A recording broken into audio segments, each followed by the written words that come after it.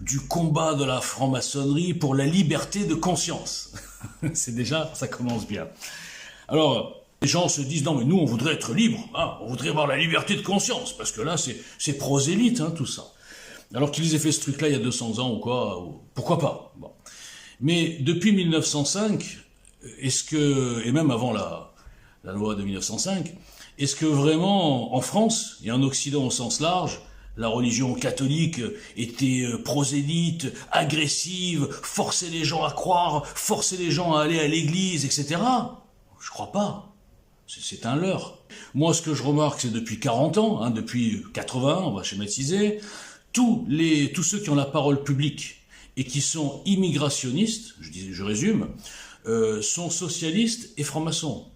Le problème, c'est qu'ils font exprès, font de racisme et simple refus d'une population, en l'occurrence française, à majorité, hyper majorité chrétienne, en tout cas d'origine chrétienne, avec des racines chrétiennes, hein, même si ça vous arrache, vous voyez ce que je veux dire. Eh bien, refus d'une population de se voir envahir, d'être obligé, sous peine d'être traité de facho et de raciste, de s'adapter aux codes, aux mœurs d'une population étrangère qui est tout à fait respectable, mais qui n'a pas les mêmes codes, et surtout de se soumettre, là c'est le mot, quelque part à une religion importée qui est l'islam. Alors vous défendez la laïcité, mais finalement vous faites tout pour qu'il y ait de plus en plus d'immigration, et à 80% musulmane. Alors moi, j'ai rien contre l'islam spécialement, je dis simplement que le christianisme n'est pas prosélyte, n'est pas agressif, le judaïsme est encore moins, alors eux, ils sont enfermés dans leur truc, là, ils veulent surtout pas convertir les gens. Et vous importez, en nous culpabilisant, des milliers, des millions de gens qui sont, c'est pas de leur faute, éduqués dans une civilisation où justement c'est prosélyte, c'est conquérant, c'est la menace, c'est la religion, c'est l'islam, c'est la soumission. Alors déjà, rien que ça, on voit bien que c'est complètement... Votre combat, c'est un combat, c'est une escroquerie. Je l'ai noté, c'est extraordinaire. Georges Sérignac parle ouvertement de réforme progressive de la pensée. Là, on a changé de sujet. Hein. On n'est plus dans la défense, on est dans l'attaque. Et là, on comprend pourquoi... pourquoi beaucoup de gens qui ont la parole publique, que ce soit en politique, que ce soit dans les médias, même que ce soit dans la justice, vous êtes en train, vous l'avouez, de vouloir réformer la pensée.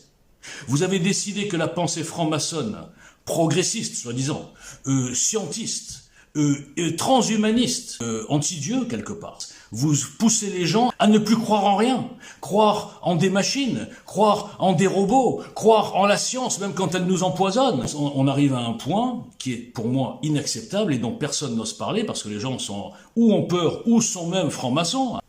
Entre 15 et 20% minimum de politiciens et de députés, etc., de premier plan, qui sont francs-maçons.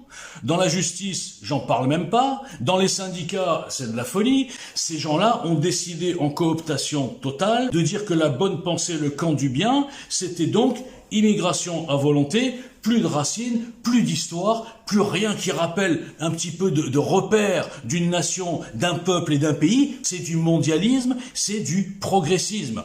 On va bientôt autoriser les avortements à 9 mois et 1 jour. Tant qu'on y est, on va bien sûr faire des lois qui finalement protègent les pédophiles.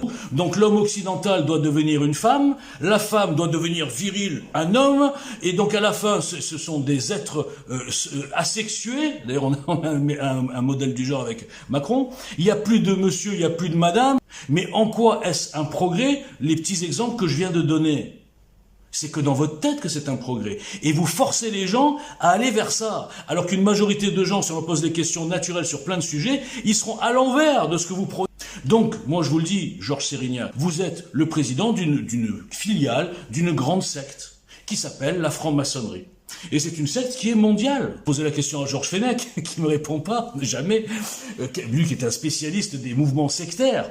Alors, quelle est la différence entre n'importe quelle secte qu'on a combattue, voire qu'on a interdite, voire qu'on a dissoute, et la franc-maçonnerie? La franc-maçonnerie, aujourd'hui, d'après ce que j'ai entendu, il y a environ 70 000 frères qui forment un contre-pouvoir, une contre-république, et qui en plus, comme vous le dites dans un certain passage, vous êtes là pour défendre soi-disant la démocratie et la république. La république, c'est, on se dit, pluralité d'opinion. Eh bien non, puisqu'aujourd'hui on s'aperçoit que 90% des médias sont sur la même ligne idéologique et politique. Donc vous défendez une dictature déguisée en démocratie. Et pire encore, à l'instar de ce que faisaient les nazis, et là j'ai pas peur des mots, évidemment que quelque part, il a voulu lui aussi réformer la pensée, progressivement. Alors vous, je dirais que vous avez au moins une qualité, je crois, c'est que vous désignez pas des coupables. Bon, on va dire que les nazis, ils avaient désigné les coupables, c'était les juifs, etc., c'est facile, ok, et on fait des machins, et à la fin, les gens, ils deviennent tous fous, ah ouais, c'est les juifs, tout ce qui se passe, c'est les juifs. Bon. Vous n'êtes pas là-dedans. Ça, j'avoue que c'est une qualité. Néanmoins, et là je vous reprends de voler, c'est encore plus pervers.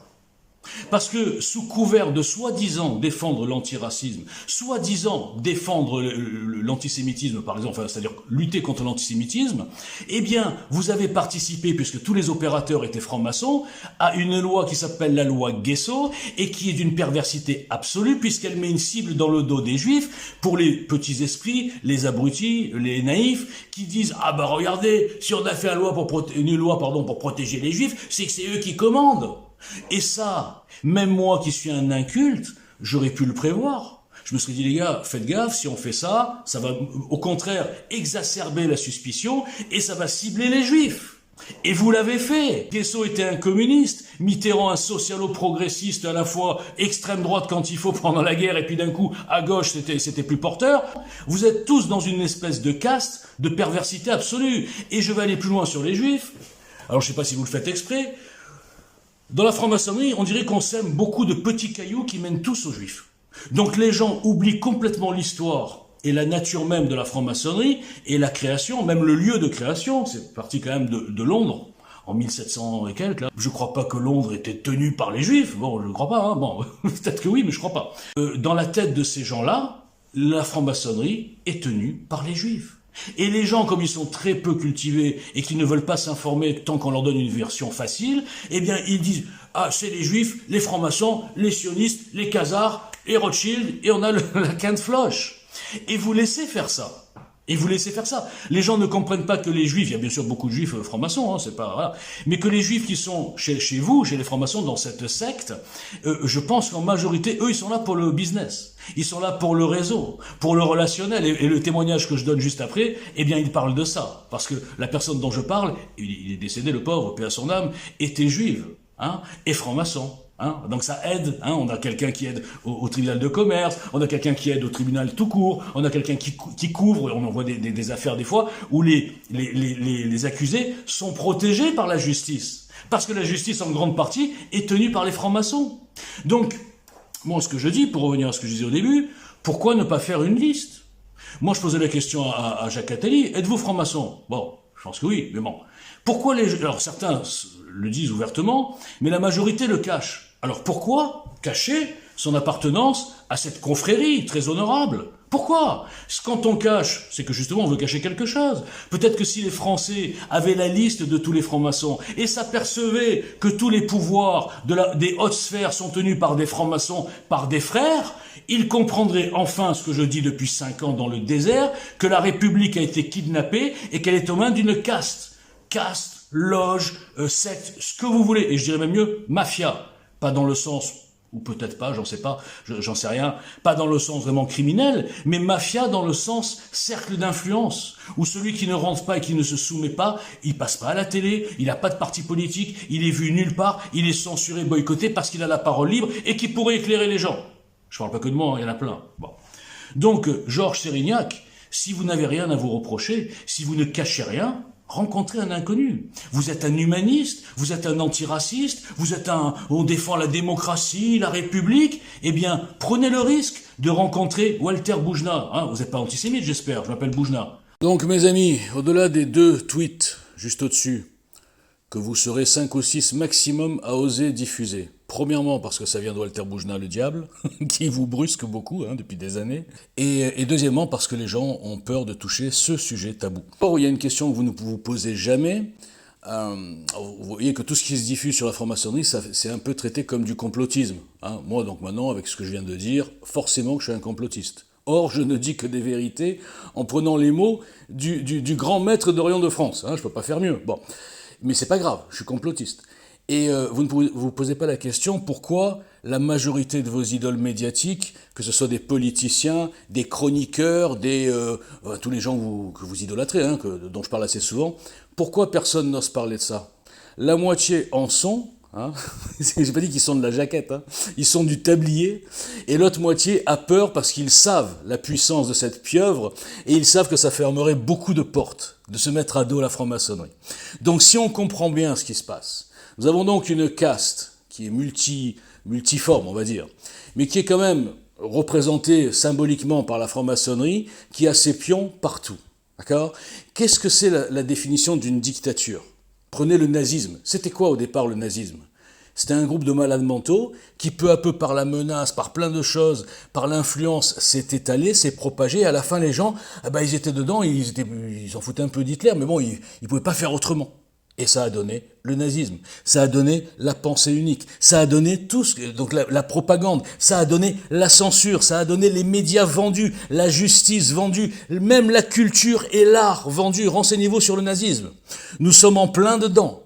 Ils reproduisent exactement les mêmes schémas qu'Hitler, les camps de concentration en moins. C'est la seule différence. Mais qui va se réveiller? Qui va oser se lever? Eh bien, personne du système. Parce qu'ils sont tous, je le répète, ou dedans, ou ils sont tenus, ou ils ont peur. Et moi, je suis un homme libre là-dedans. Et je suis le seul homme libre de Twitter, et vous lui crachez dessus. C'est incroyable.